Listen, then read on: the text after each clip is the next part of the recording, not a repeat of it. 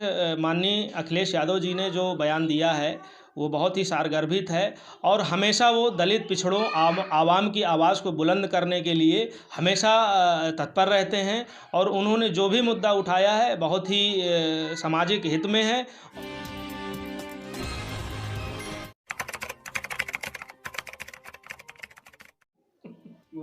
UP 365 news में आपका स्वागत है। आज हम अखिल भारतीय यादव महासभा के कार्यालय में मौजूद हैं और सरकार और प्रशासन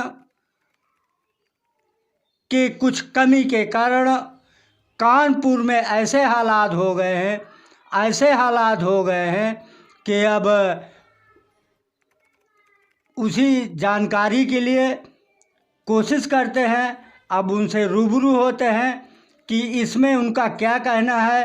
प्रशासन की गलती है या बुलडोजर बाबा की गलती है, ये गलती किसकी है? जो माँ बेटी जल कर राख हो गए और उनके परिवारीजन चीखते रहे, लेकिन प्रशासन उनकी कोई सुनने वाला नहीं थे। आखिरकार अब योगी सरकार उसमें मल्लम लगाने का काम कर रहे हैं। अब उनसे जानकारी हासिल करते हैं कि उनका क्या कहना है। पहले आप परिचय दीजिए, क्या नाम है आपका? मैं देवराज यादव जी, जिला अध्यक्ष जी, यादव महासभा बांदा जी। हमारा जिला कार्यालय बबेरू स्थित गायत्री नगर बांदा रोड बबेरू पर है जी। तो मैं सर्वप्रथम यूपी 365 न्यूज़ चैनल का बहुत बहुत धन्यवाद प्रकट करता हूं। जी, धन्यवाद सर।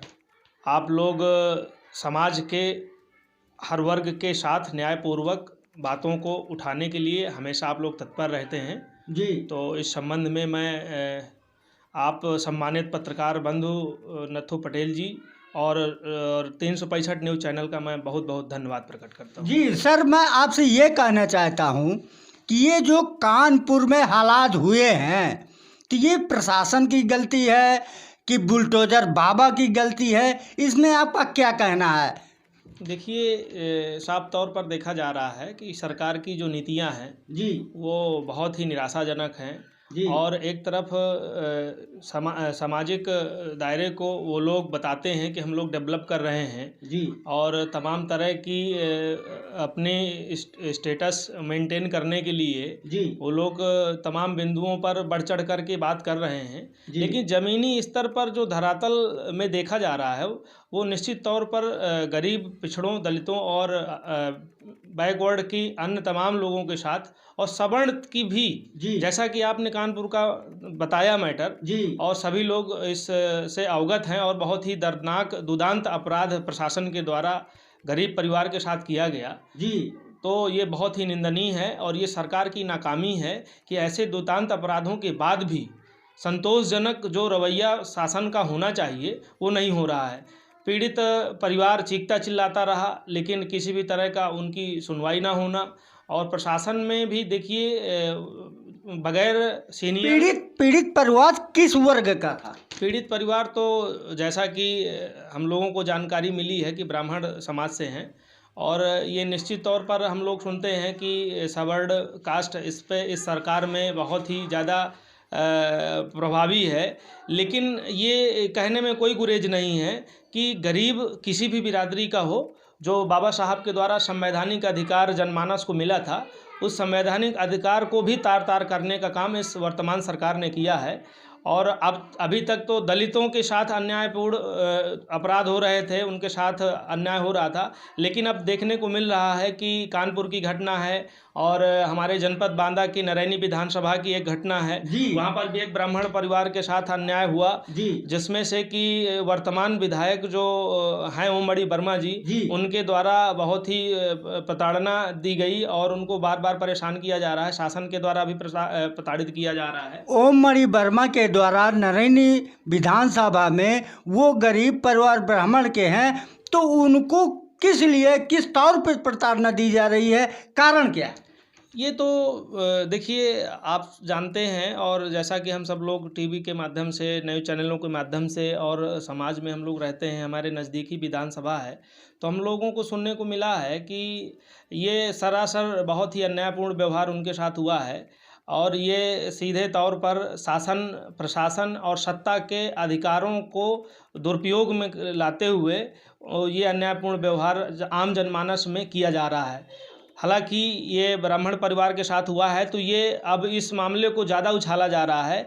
क्योंकि जब आप सब लोग देख रहे हैं, मैं यादव महासभा से हूँ और हमारा SC BC पूरा बहुत ही इस पीड़ा से गुजर रहा है, लेकिन जब हम लोग देख रहे हैं कि एक गरीब ब्राह्मण भी नहीं बच रहा है, तो ये कहने में कोई गुरेज नहीं है कि वर्तमान सरकार सिर्फ पूंजीपतियों की सरकार है और उस पूंजीपति विचारधारा और उससे सक्षम लोगों को छोड़कर किसी भी वर्ग समुदाय का व्यक्ति सुरक्षित नहीं है और सबका यही हाल होने वाला है। और इससे बचने के लिए समाज को जागरूक होना पड़ेगा और बाबा साहब के द्वारा जो हम लोगों को संवैधानिक अधिकार मिले हैं, उन अधिकारों की लड़ाई के लिए सब लोगों को मिलजुल करके इस सरकार को बदलना होगा। अन्यथा की स्थिति में बहुत ही निराशाजनक स्थिति उत्पन्न होने वाली है।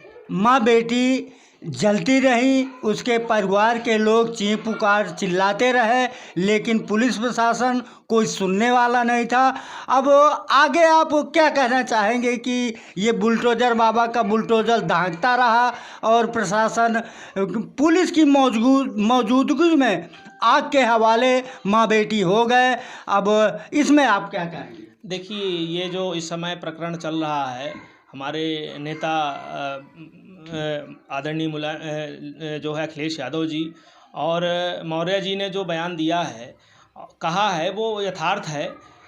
श्री रामचरितमानस में जो चौपाई सुनने में बहुत जमाने से पीढ़ियों से लोग पढ़ रहे हैं, ढोल गंवार शूद्र पशु नारी सगल ताड़ना के अधिकारी, तो इस चौपाई का जो है जो साफ तौर पर अर्थ है, उस अर्थ को ये वर्तमान सरकार और सरकार के सत्ताधारी लोग उसको चरितार्थ कर रहे हैं। तो समाजवादी पार्टी के राष्ट्रीय अध्यक्ष अखिलेश यादव जी विधानसभा में कानपुर कांड को उठाया है और जो पत्रकारों को पिटाई की गई है विधानसभा के अंदर, उसके खिलाफ आंदोलित हो रहे हैं और उनके खिलाफ सड़क में उतरने का आह्वान भी कर चुके हैं। इसमें आपका क्या कहना? देखिए, लोकतंत्र के चौथे स्तंभ पत्रकारिता क्षेत्र में सेवा दे रहे लोगों के साथ जो अन्यायपूर्ण व्यवहार हुआ है, ये तो बहुत ही निंदनीय है और इसका खामियाजा सरकार को, सत्ताधारी लोगों को भुगतना पड़ेगा।